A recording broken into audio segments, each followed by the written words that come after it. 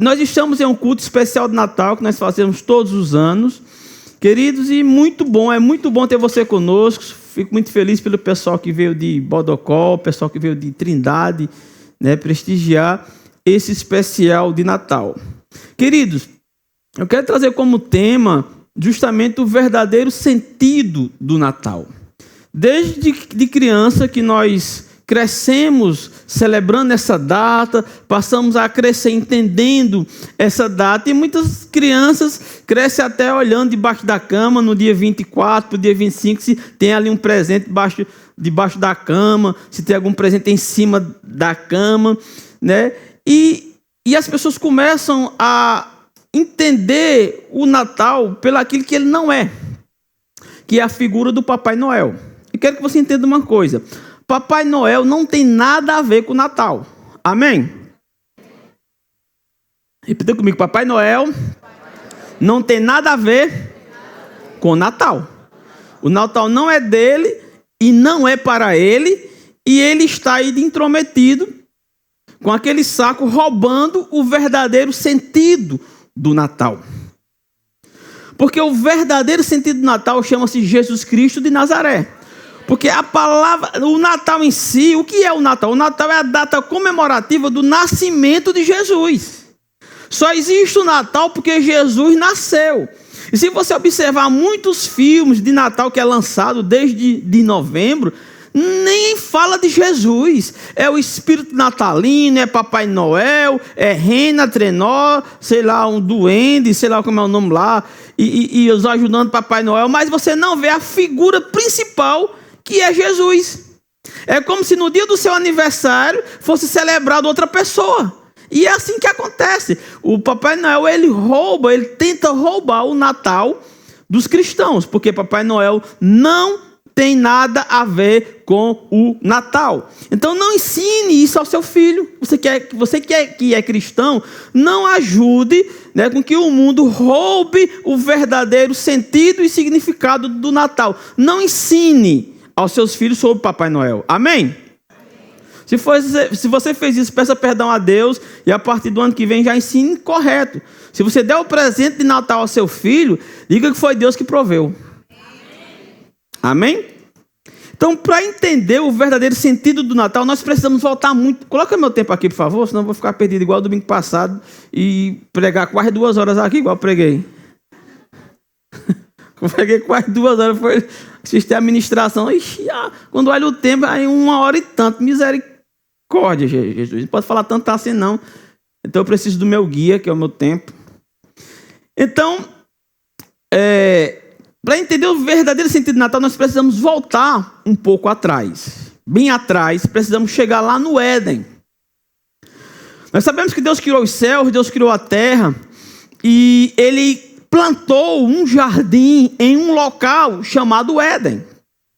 E naquele jardim que Ele plantou, naquele local chamado Éden, Deus colocou ali um casal. E Deus deu responsabilidades ao líder daquela família, dizendo que ele tinha que proteger e guardar aquele jardim. E Deus disse que eles eram livres para comer de todas as frutas, menos de uma que era fruta do conhecimento do bem e do mal. Porque no dia que eles comessem daquele fruto, eles iriam morrer. E a morte que Deus estava falando era a morte espiritual. Ao que aconteceu? A mulher comeu o fruto, levou para o seu marido, e o marido dela comeu, Adão comeu do fruto, e quando eles comeram, eles abriram a porta para a entrada do maior vilão do ser humano, que é o pecado. Não existe nada mais destrutivo, mais ofensivo, mais maléfico para a humanidade, mais maldito. Não existe nada tão terrível quanto o pecado. Quando o pecado ele entrou no mundo, imediatamente o homem e a mulher perceberam já o dano que o pecado fez. Imediatamente eles perceberam que estavam nus. Um olhou para o outro: tu tá sem roupa, Ixi, o que é roupa? Sei lá. Entende? Então eles perceberam que estavam nus. E o que foi isso? Foi a entrada do pecado no mundo. Eles morreram espiritualmente, dando a entrada. O pecado ele só entrou no mundo por causa da morte espiritual.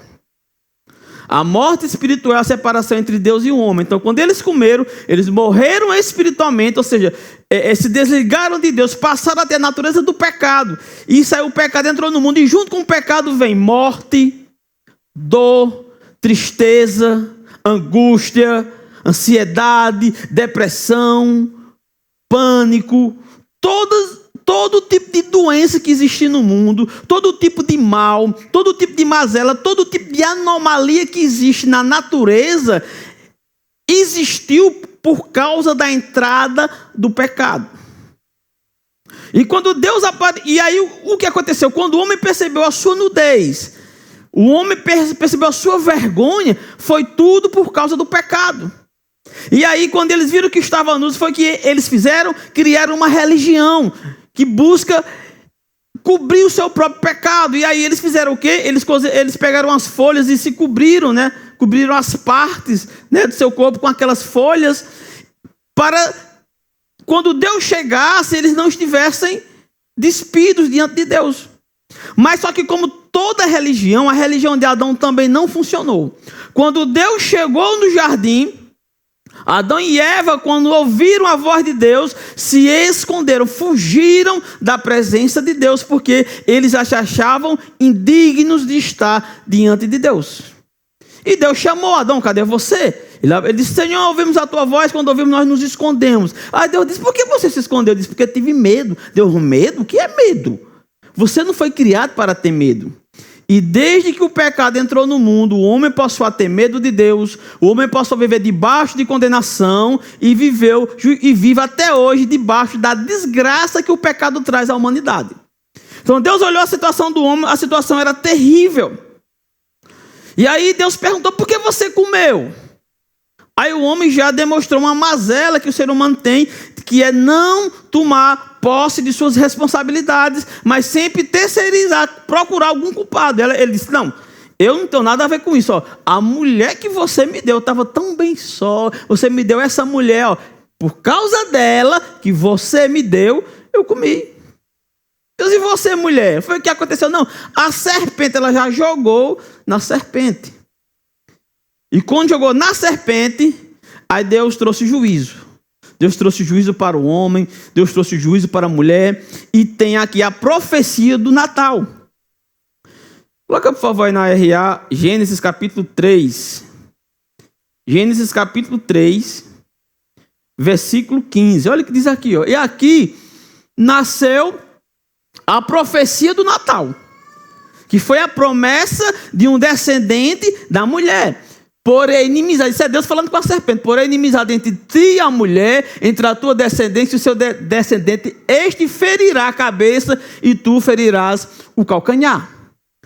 Ou seja, aqui foi a profecia do Natal, de uma criança que iria nascer, e essa criança ia fazer o quê? Ia tirar toda a mazela sobre a humanidade. Entenda, se você sente dor, a dor que você sente no seu corpo só veio a existir por causa do pecado. Eu não sei qual tipo de problema que você tem na sua vida, se é tristeza, se é ansiedade, se são fobias, se é dor física, se é dor emocional, se é problema espiritual. Tudo só existe por causa do pecado. Toda dor, toda tristeza, toda necessidade, toda pobreza só existe por causa do pecado. E quando Deus viu a situação, Deus não tinha culpa daquilo, porque não foi uma escolha de Deus, foi a escolha do homem e da mulher. E por eles escolher, toda a humanidade ficou condenada por causa deles. As pessoas às vezes dizem: eu não tenho nada a ver com o pecado de Adão e Eva, mas você está dentro do barco. Se o barco furar, afunda todo mundo. Ela quer saber quem furou o barco, está dentro, vai afundar junto. Não tem isso não. Nós sabemos que, eu creio que todo mundo aqui já conheceu, ouviu falar de briga de família, que as famílias começam a matar umas às outras. Se você pode não ter nada a ver com o problema, mas se você for da família, as pessoas vão procurar você para matar também. Não é assim. Porque você está inserido naquilo ali. Você pode nunca ter feito nada. Eu me lembro, às vezes, quando eu era adolescente, aqui na cidade de Oricuri, e que existia aquela briga de Novaes e Ferraz, de uma vez ou outra aqui Oricuri matavam, uns vinham matar aqui. E às vezes na rua daqui acontecia o tiroteio, morreu. Ou mataram Novaes ou mataram Ferraz. Quem lembra disso aqui? Desse tempo de confusão. E tinha pessoas que morriam sem ter nada a ver com a briga que os antepassados, os outros fizeram a briga, sim, mas está inserido. Então toda a humanidade está inserida em Adão e Eva. E por causa do pecado deles, todos nós ficamos condenados. E Deus não tinha nada a ver com isso. Não era culpa de Deus. Não foi Deus quem pecou. Não era um problema de Deus, mas Deus tomou para si como um problema. E ele vendo a desgraça do homem, a desgraça da humanidade, vendo que a humanidade iria sofrer com dor, com sofrimento, com tristeza, com morte, Deus profetizou que da semente da mulher iria vir um. E esse descendente foi cumprido no Natal. O Natal é comemorado o nascimento desse descendente prometido lá em Gênesis. Lá no Éden ainda. Aí Deus fez essa promessa do descendente. E em seguida Deus cobriu a vergonha do homem e da mulher. Coloca por favor Gênesis 3, capítulo 3, verso 21. Diz aqui o seguinte. Fez o Senhor Deus vestimenta de peles para Adão e sua mulher e os vestiu. Entenda. O que o homem faz para se apresentar a Deus, seja qual for a religião, não funciona.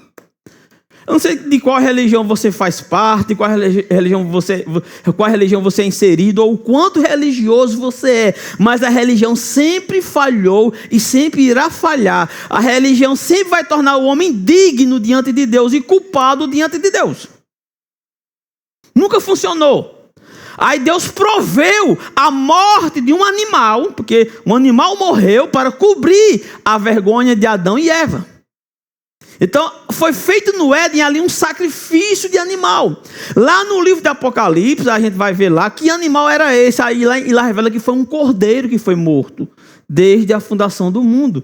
Um cordeiro para salvar a humanidade. Então, Deus fez a promessa do descendente e em seguida ele sacrificou um animal para vestir Adão, para cobrir a nudez deles. E daí por diante,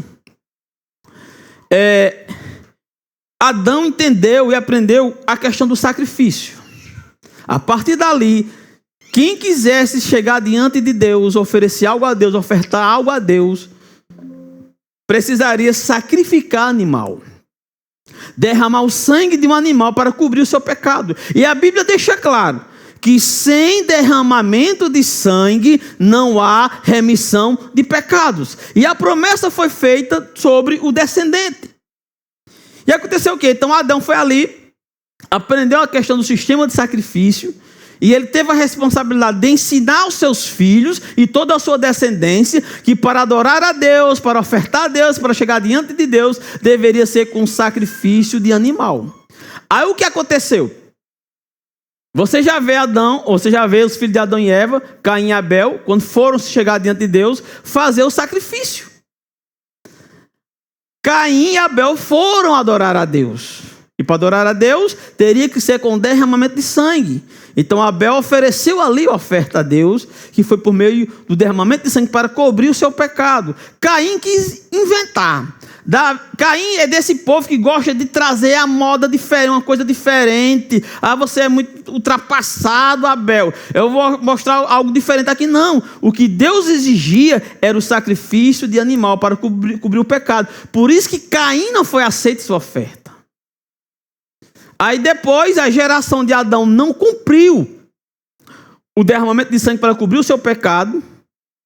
A terra encheu-se de maldade e Deus trouxe um juízo por meio de um dilúvio no qual 8 pessoas se salvaram.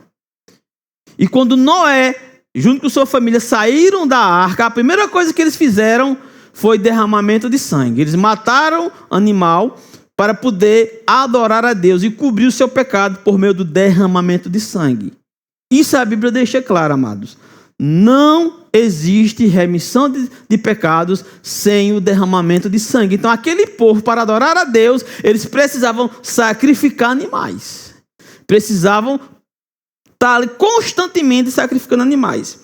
Mas na frente, Deus, pensando em sua promessa, Deus chama um homem.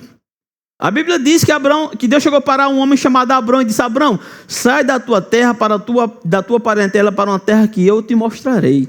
De ti farei grandes nações. E ele disse mais: em ti serão benditas todas as famílias da terra. Deus chamou Abrão, mas Deus chamou Abrão pensando em quê? Pensando no Natal. Ele estava pensando no nascimento de Jesus, a chegada do descendente da mulher. Essa criança poderia nascer em qualquer lugar do mundo, mas quando Deus chama Abraão, chamou para uma terra específica, que era a terra onde o descendente iria nascer. E aí Deus faz uma aliança com Abraão. Naquela terra, separando uma terra específica. Então esse descendente prometido no Éden ele não nasceria em qualquer lugar do mundo. Ele não pertenceria a qualquer família do mundo, a qualquer povo, um povo específico que eram os descendentes de Abraão. Futuramente esses descendentes de Abraão se tornaram uma grande nação, como estava na aliança que Deus fez com ele. E essa grande nação foi uma nação separada por Deus para receber o Natal, para receber o Messias. E quando se tornou uma grande nação, mais na frente Deus fez uma aliança com Davi. Quando Deus fez uma aliança com Davi, era para perpetuar a descendência de Davi no Messias. Agora, o descendente agora já era conhecido como o Messias. Então, o que significa? Que Deus fez a promessa no Éden do descendente. Na aliança abraâmica, Deus determinou a nação e a região que o Messias iria nascer. Não era em qualquer lugar do mundo. Ele não nasceria em qualquer tribo do mundo, mas ele nasceria na família de Abraão. A família de Abraão foi dividida em 12 tribos. E esse Messias poderia nascer de qualquer tribo de Israel. Mas quando Deus faz a aliança com Davi, ficou ali perpetuado o quê? Que o Messias não seria de qualquer tribo de Israel, seria de uma tribo específica, que era a tribo de Davi, a tribo de Judá. Não seria as tribos têm várias famílias, não seria de qualquer família de Judá, uma família específica, a família de Davi. Então isso quer dizer o quê? Que o descendente prometido no Éden, o descendente de Abraão, esse agora era um descendente de Davi, diretamente da família real, porque esse descendente ele seria rei eterno para todo o sempre. Então tudo isso trata-se de um plano de Deus. Repita comigo: o Natal foi um plano de Deus. Para que esse plano? Para salvar o ser humano da dor, da tristeza, da depressão, da ansiedade, da morte, da fome, da pobreza. Esse é o plano do Natal, salvar a humanidade de todas as suas mazelas. Você crê em Deus? E aí já estava tudo certo. O Messias não nasceria em qualquer lugar do mundo, uma terra específica. Que terra era essa? A terra de Canaã. Não seria de qualquer família, uma família específica. A família de Abraão, a nação de Israel. Depois Deus fez aliança com Davi, não seria qualquer tribo de Israel, seria a tribo de Judá, e não seria qualquer família, seria a família de Davi. Deus preparou tudo, todo o seu plano. Aí vem os profetas. Sabe? Interessante você ver lá em Gálatas. Coloca aí Gálatas 3,16. Para você ver que quando Deus chama Abraão, Deus não estava interessado em Isaac. Deus estava interessado em Jesus. Ora, as promessas foram feitas a Abraão e ao seu descendente. Não diz aos descendentes, como se falando de muitos, porém como de um só, ao teu descendente que é Cristo. Deus viu Jesus, um descendente direto de Abraão, que depois foi apontado como um descendente direto de Davi. E é interessante que tudo isso é revelado o plano de Deus. Interessante que depois Deus vai trazer mais detalhes desse plano por meio dos profetas. Eu não estou Então, eu não tenho tempo para mostrar muitas referências bíblicas. Mas eu quero que você entenda pelo menos o resumo do plano de Deus. Diga, Deus teve um plano. Diga, eu estou incluso nesse plano de Deus. Deus me amou. Aleluia. Aí Deus revela detalhes desse plano lá no livro de Isaías. Isaías capítulo 7, versículo 14. Portanto, o Senhor mesmo vos dará um sinal. Eis que a virgem conceberá e dará à luz um filho e lhe chamará de quê? O que significa Emanuel? Você sabe que isso foi escrito aproximadamente há 600 anos antes do Natal. 600 anos antes do Natal, o profeta Isaías registrou esse versículo, que a virgem conceberá e darás à luz um filho e chamará de Emanuel, que quer dizer Deus conosco. Deus entre nós, como era lá no Éden. Deus com o homem. Então o Messias veio justamente com essa promessa de ser Deus entre os homens. Aí no capítulo 9, no versículo 6, olha o que diz aí, ó. Capítulo 9, versículo 6. Porque um menino nos nasceu, um filho se nos deu, o governo está sobre os seus ombros. O seu nome será Maravilhoso, Conselheiro, Deus Forte, Pai da Eternidade, Príncipe da Paz. Versículo 7. Para que se aumente o seu governo e venha paz sem fim sobre o trono de Davi, sobre o seu reino, para o estabelecer e firmar mediante o juízo e a justiça, desde agora para sempre. O zelo do Senhor do Exército fará isso. Então, aqui Deus já estava deixando clara a promessa do Natal. A promessa do descendente lá do Éden, do descendente de Abraão, do descendente de Davi. O Salvador do mundo. Interessante que no livro de Oséias, Deus também trouxe revelação sobre o Natal. Esse livro de Oséias não se sabe exatamente em qual ano ele foi escrito. O que se sabe é que Oséias ele exerceu seu ministério em volta entre o ano 750 a 722 a.C. Então, aproximadamente nesse período pode ter sido escrito esse livro. E lá em Miqueias, lá em Oséias, no capítulo 11, versículo 1, tem uma profecia acerca de Jesus, acerca do Natal. Não sei se isso lhe traz memória de alguma coisa no Novo Testamento. Olha o que diz essa profecia. Quando Israel era menino, eu o amei, e do Egito chamei o meu filho. Isso é um versículo que apontava para o Natal, já ali no livro de Oséias. No livro de Miqueias, o livro de Miqueias, ele foi escrito mais ou menos entre 730 a.C. Então, no ano 730 a.C., lá em Miqueias, no capítulo 5, no versículo 2, nós temos revelação da cidade específica de onde nasceria o Messias. Onde iria acontecer o Natal. Tu, Belém Efrata, pequena demais para figurar como grupo de milhares de Judá. De ti me sairá o que há de reinar em Israel, cujas origens são desde os tempos antigos, desde os dias da eternidade. Aqui está fazendo uma alusão de Jesus no Éden e Jesus antes do Éden. Está falando que ele iria nascer na cidade de Belém. Então entenda, Deus deixou claro que o Messias não nasceria em qualquer lugar do mundo, não seria de qualquer nação, era uma nação específica, a nação de Israel, não seria de qualquer tribo de Israel, era a tribo de Judá, não seria de qualquer família da tribo de Judá, seria uma família específica, a família do rei Davi. E aqui ficou claro que esse Messias iria nascer de uma virgem e que seria na cidade de Belém. Gente, Deus revelou o seu plano para a humanidade. Diga, Deus revelou o plano para me salvar. Olha o que aconteceu. O povo de Abraão saíram da terra de Canaã, foram para o Egito, ficaram escravizados. Deus levantou Moisés, trouxe o povo de volta para o Egito, para a cidade de Canaã.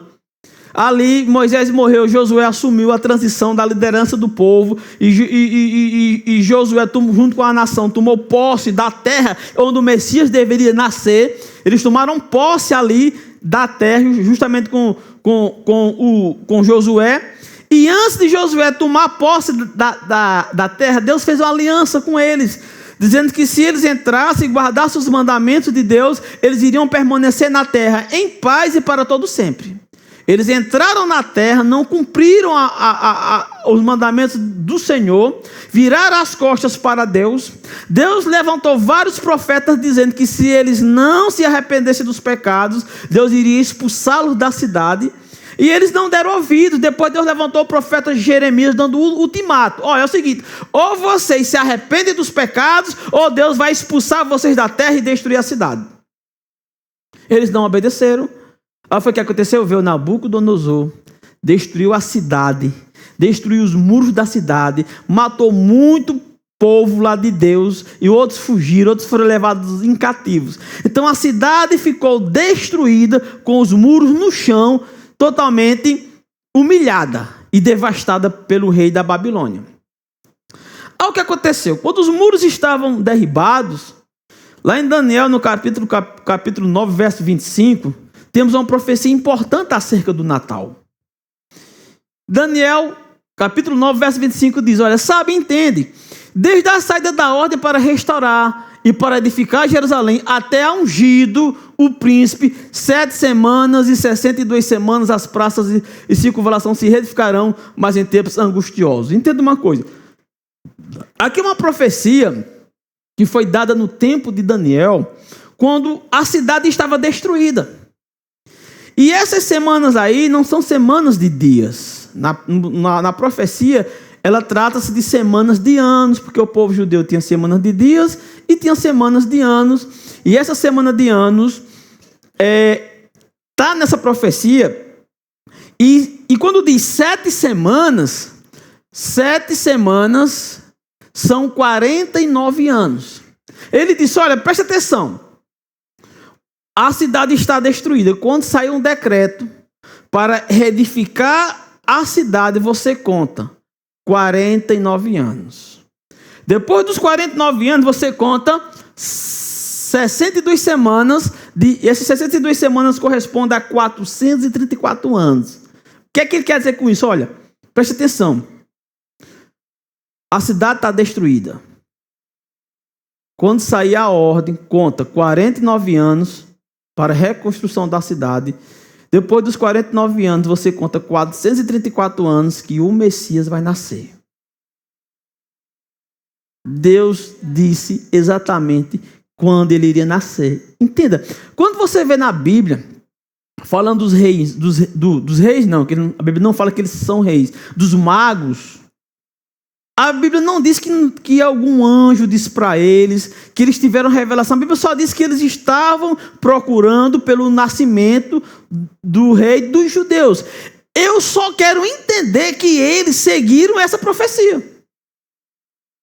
A Bíblia não diz que foi avisada a eles, mas eles sabiam, e qualquer pessoa que acompanhasse aquela profecia da reconstrução da cidade de 49 anos e depois 434 anos, era para a chegada do Messias, que iria nascer na cidade de Belém, da tribo de Judá, da família de Davi.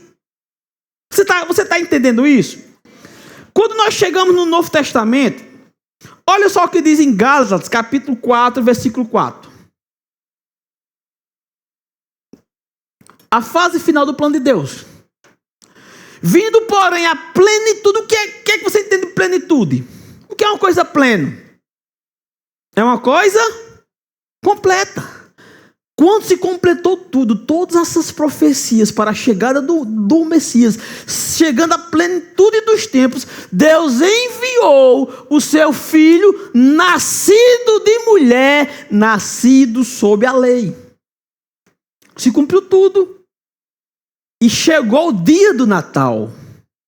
E o que é que o Natal traz, queridos? A nossa salvação. A libertação das drogas, a libertação do pecado, a libertação da tristeza, a libertação da angústia, da miséria, da pobreza, da dor, da escravidão. O que é que te traz mal? Qual é a enfermidade que tem sobre a sua vida? O Natal diz: Jesus nasceu para você ser curado. Isaías escreveu sobre isso no capítulo 53.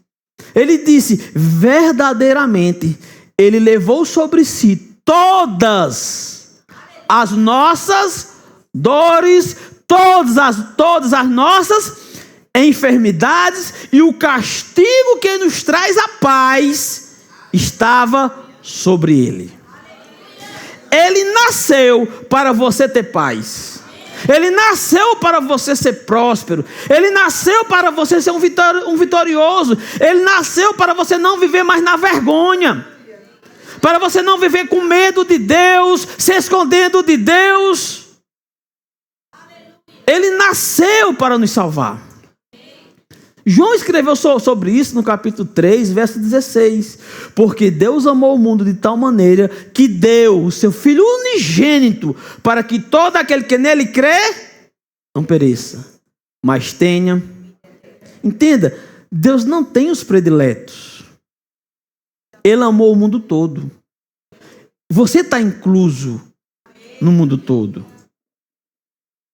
O que é que anda afligindo a sua vida? O Natal é justamente para dizer para você que ele nasceu para que você não sofra mais. Diga assim: Jesus nasceu para que eu não sofra mais. Jesus nasceu para me libertar, para me curar, para me salvar, para me dar a vida eterna. Foi para isso que ele nasceu. O Natal é isso, gente. Por isso nós temos que comemorar com muita alegria. Ele nasceu para trazer para nós tudo que foi perdido em Adão. Eu acho interessante para você ver o plano de Deus quando o primeiro livro do Novo Testamento, no capítulo 1, versículo 1, Mateus resume tudo que eu disse aqui para vocês. Mateus capítulo 1, versículo 1, tudo que eu falei aqui, bem resumidamente, Mateus resume mais ainda. Ele diz: livro da genealogia de Jesus Cristo, filho de Abraão. É a história que eu contei para vocês agora. O descendente de Abraão, o descendente de Davi. Se você for ler o livro de Lucas, Lucas traz a genealogia de Jesus, chegando em Davi, chegando em Abraão, chegando em Adão. Falando toda a descendência. Jesus é o cumprimento da promessa que Deus fez no Éden. E o Natal é a concretização que Deus cumpre com sua promessa. Deus é fiel. Amém? Aí vamos lá em Mateus no capítulo 1, verso 18. Olha o que nós encontramos aqui, ó. 1,18. Ora, o nascimento de Jesus Cristo foi assim. Estando Maria, sua mãe, desposada com José, sem que tivessem antes coabitado, achou-se grávida pelo Espírito Santo. Ou seja, Maria não teve relação sexual com José e estava grávida. Verso 19. Mas José, seu esposo, sendo justo e não a querendo infamar, resolveu deixá-la secretamente. José sabia que se fosse deixar em público que Maria estava grávida, sem eles ter relação sexual, ela ia ficar em maus lençóis. Mas José temeu por Maria. Gente, ela está grávida, nós não fizemos nada. Aí vem o verso 20. Enquanto ponderava nestas coisas, eis que lhe apareceu em sonho um anjo do Senhor, dizendo: José, filho de... Lembra da história que eu contei? Toda a descendência. José, filho de Davi, não temas receber Maria, tua mulher, porque o que nela foi gerado é do Espírito Santo. Verso 21. Ela dará à luz um filho, e lhes porás o nome de Jesus, porque ele salvará o seu povo dos pecados deles. Toda desgraça da humanidade é por causa do pecado.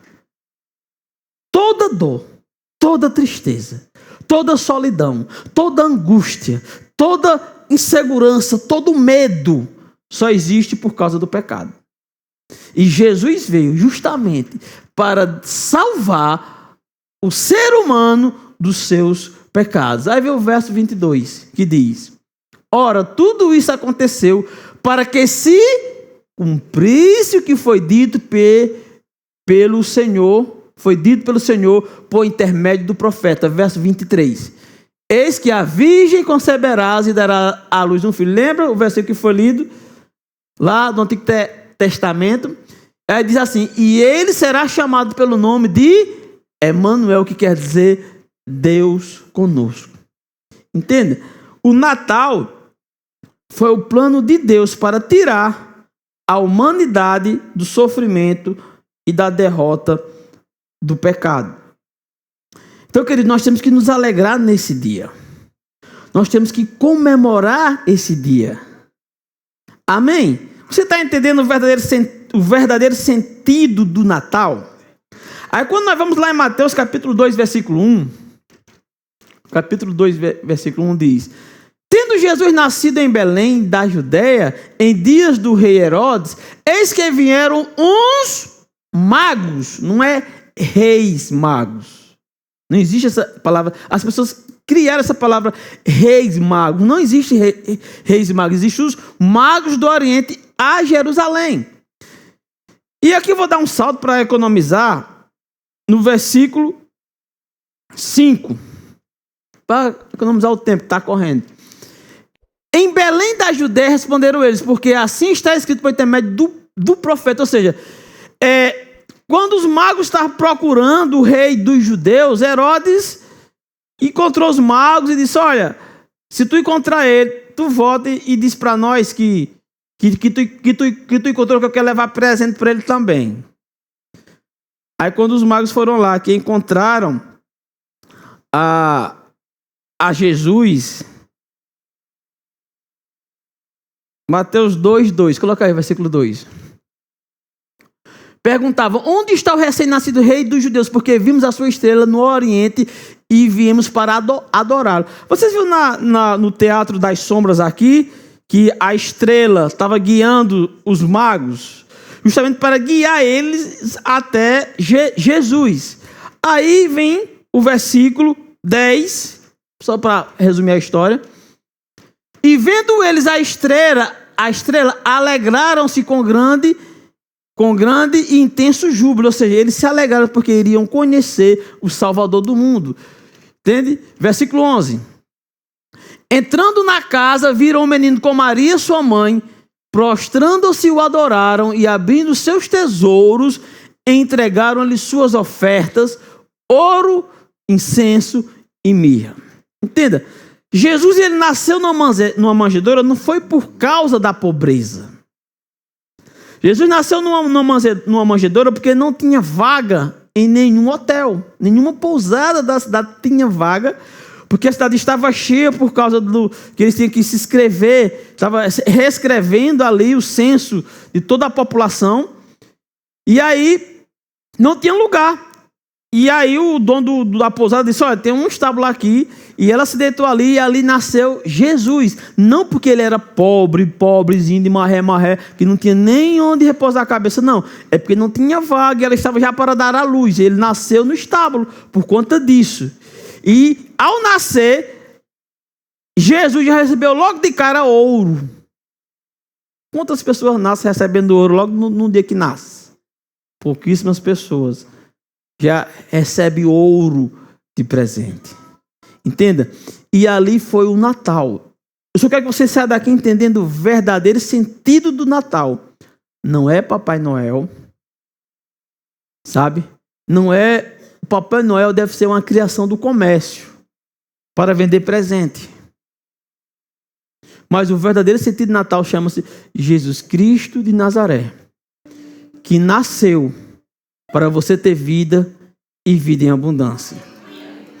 Ele nasceu para mudar a sua sorte. Ele nasceu para tirar a sua vergonha.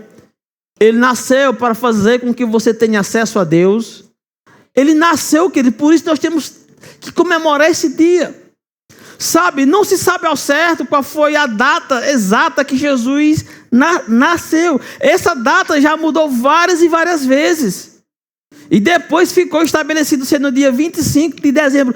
Pouco importa, querido, se 25 de dezembro é ou não é a data. O que importa é que ele nasceu e que nós devemos comemorar o nascimento do nosso Salvador.